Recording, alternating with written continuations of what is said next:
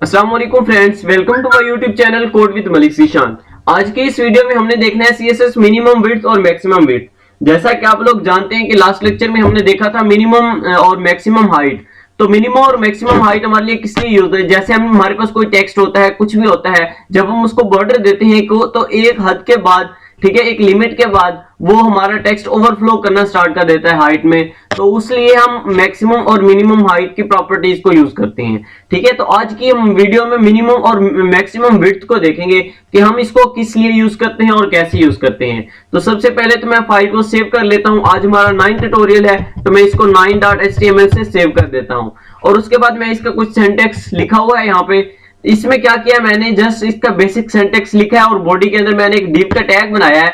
div के tag में मैंने क्या किया है, div के टैग में मैंने एक डमी सा पैराग्राफ लिख दिया लोरेम इप्सम का, ठीक है। और उस div को मैंने क्लास दे दी फर्स्ट, जैसा कि हम अक्सर क्लास फर्स्ट ही देते हैं। हम यहाँ पे आईडी भी दे सकते हैं। आईडी देंगे तो यहाँ पे जैसे हम क्लास को डॉट से यूज करते हैं तो उसको हैश से यूज करेंगे। जैसे यहाँ पे हमने क्लास की यूज किया है तो मैं यहाँ पे डॉट लिखूंगा और आगे क्लास का नाम फर्स्ट है हमारे पास, तो वो यहाँ पे मैं फर्स्ट लिख दूंगा। अगर हमारे पास, ये मैंने ऊपर लिख दिया मिस्टेकनली, यहाँ पे लिखेंगे, ठीक है। अगर हमारे पास ये आईडी हमने दी रखी होगी तो फिर आईडी के लिए हमें, सॉरी, हमको ये स्टाइल के टैग के अंदर लिखना पड़ेगा, ठीक है। तो मिस्टेक हो गई, मैं स्टाइल के टैग बनाता हूं और इसके अंदर हमें लिखना पड़ेगा। अब इसके अंदर मैंने क्या किया है, मैंने क्लास बनाई हुई है फर्स्ट नेम की। तो मैं यहाँ के पे फर्स्ट नाम की क्लास को कैसे लिखूंगा, डॉट फिर आगे क्लास का नेम। अगर हमने आईडी दे रखी होगी इस div को तो फिर हम इसको हैश से शुरू करेंगे, हैश लिखेंगे और उसके आगे उसके आईडी का नाम, ठीक है। अब हमने इस पे प्रॉपर्टी लगानी है। अब मैं क्या करता हूं, इसको एक बॉर्डर दे देता हूं, ठीक है। मैं यहाँ पे इसको दे दिया बॉर्डर, और बॉर्डर मैंने इसको कितने का दे दिया, 2px सॉलिड ब्लैक दे देते हैं, ठीक है। 2px सॉलिड ब्लैक, ये मैंने दे दिया। अब देखिए मैंने इसको, मैं आपको फाइल जरा दिखा देता हूं कि हमारी फाइल किस तरह से शो होगी। तो ये हमारी फाइल ओपन होती है, तो मैं आपको फाइल दिखाता हूं। तो हमारी फाइल कुछ इस तरह से ओपन होगी कि एक हमने पैराग्राफ दिया लोरेम इप्सम का, और वो एक बॉर्डर के अंदर हमने उसको बॉर्डर दे दिया, ठीक है। ये देखो, ये इस तरह से आपको शो हो जाएगा। लोरेम इप्सम का जो हमें हमारा डमी पैराग्राफ है उसके हमने बॉर्डर दे दिया। अब देखो मैं आपको जो मेन चीज दिखाना चाहता हूं कि ओवरफ्लो किस तरह से करता है विड्थ में। अब देखो मैं इसको सबसे पहले तो विड्थ दे देता हूं कुछ कम करके। मैंने इसको विड्थ दे दी, विड्थ मैंने इसको दे दी, चले 50%, ठीक है।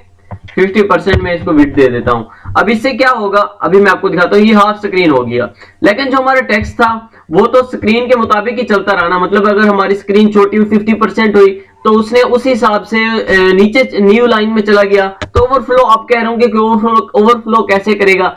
तो अब अगर हम यहाँ पे एक इमेज का यूज कर लें, पैराग्राफ से पहले मैं एक इमेज का टैग लगाता हूं। अगर आपको नहीं पता कि हम इमेज का टैग कैसे यूज करते हैं तो उसके लिए मैंने एक कंप्लीट ट्यूटोरियल है, मैं ऊपर आई टैग लगा देता हूं, उससे आप जो है वो देख सकते हैं, ठीक है। वो यूज कैसे करते हैं मैं आपको इधर थॉरली बस बता देता हूं।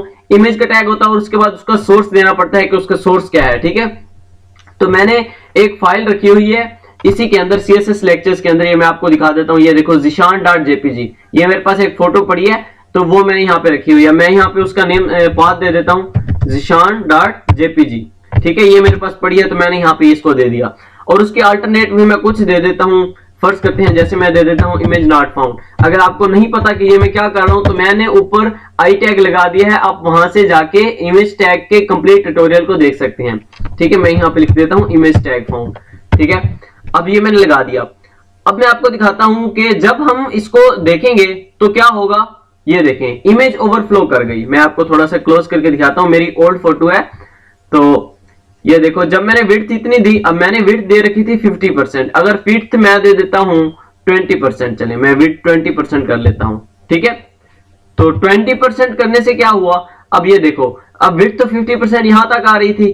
अब देखो जब विड्थ 20% हुई, मैं इसको देखो, विड्थ जब हमारी 20% हुई और हमारी इमेज जब बड़ी थी तो हमारी इमेज ही आपको नजर आ रहा होगा, ये ओवरफ्लो कर रही है यहां से, ठीक है। तो हमारी इमेज ओवरफ्लो कर रही है। अब इस ओवरफ्लो को खत्म करने के लिए हम क्या करते हैं, यहाँ पे जो हमारी विड्थ है हम इसको मिनिमम विड्थ कर देते हैं, ठीक है। मिनिमम विड्थ का मतलब कम से कम विड्थ इतनी हो गई 20%। अभी क्या होगा, अभी मिनिमम विड्थ लिखने से ये विड्थ कंप्लीट स्क्रीन की हो जाएगी, ठीक है। ये मैं आपको रिफ्रेश करके दिखाता हूं। ये देखो हमारे पास जो विड्थ है वो कंप्लीट स्क्रीन की हो चुकी है। अगर आप चाहते हैं कि हमारी कंप्लीट स्क्रीन की ना हो हमारी, तो उसके लिए हमें मैक्सिमम विड्थ भी देनी पड़ेगी साथ में। तो मैं यहाँ पे मैक्सिमम विड्थ दे देता हूँ। अब मैं इसको फर्ज करते हैं मैक्सिमम विड्थ दे देता हूँ 300, ठीक है, 300 पिक्सल दे देता हूँ। अब मैंने इसको मैक्सिमम विड्थ दे दी 300 पिक्सल। अभी मैं आपको दिखाता हूँ, तो ये देखो, ये मैक्सिमम विड्थ इसकी ये हो गई और मिनिमम विड्थ इसकी कितनी हमने दे रखी है 20%, वो तकरीबन यहाँ पे बनती है और मैक्सिमम विड्थ यहाँ पे बनती है, और इमेज हमारी इसमें फिट आ चुकी है। अगर हम और भी क्लोज करना चाहें तो वो भी हम कर सकते हैं, ठीक है।